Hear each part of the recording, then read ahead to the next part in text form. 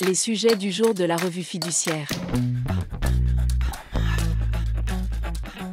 Premier sujet de notre JT. Réparation en cas de faute lourde du salarié. Une société avait licencié pour faute grave une vendeuse conseil, à laquelle elle reprochait notamment son comportement avec les clients, des difficultés relationnelles avec certains salariés et le détournement à son profit d'un paiement en espèces. En marge du contentieux sur le licenciement, l'employeur réclamait le remboursement d'avantages tarifaires en principe réservés aux salariés de l'entreprise dont la vendeuse conseil avait fait profiter des tiers.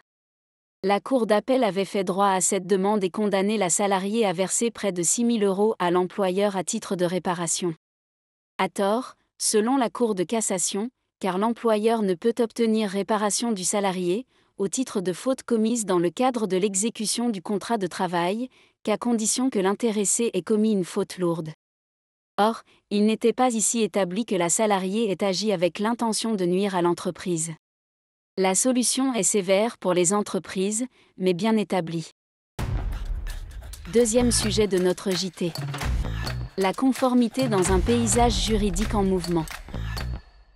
La CNIL organise le mardi 24 juin à partir de 9 h, en collaboration avec le Conservatoire national des arts et métiers, CNAM, une journée RGPD sur le thème « La conformité dans un paysage juridique en mouvement ».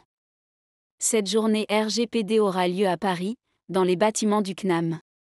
Au programme, l'actualité en matière d'intelligence artificielle, de sanctions de la CNIL, de gestion des risques cyber, de certification, sans oublier les nouveaux textes réglementaires et le défi de la priorisation pour les délégués à la protection des données, DPO.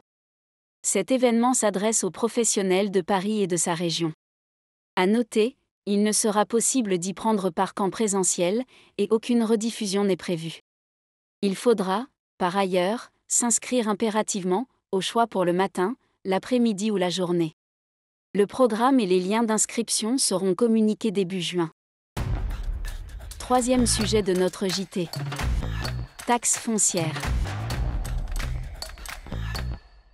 La valeur locative des biens passibles d'une taxe foncière est déterminée de manière différente pour les locaux industriels et les locaux professionnels. En cas de changement d'affectation d'un local notamment, la variation de valeur locative résultant d'un changement de méthode de détermination de cette valeur fait l'objet d'une réduction dégressive sur plusieurs années.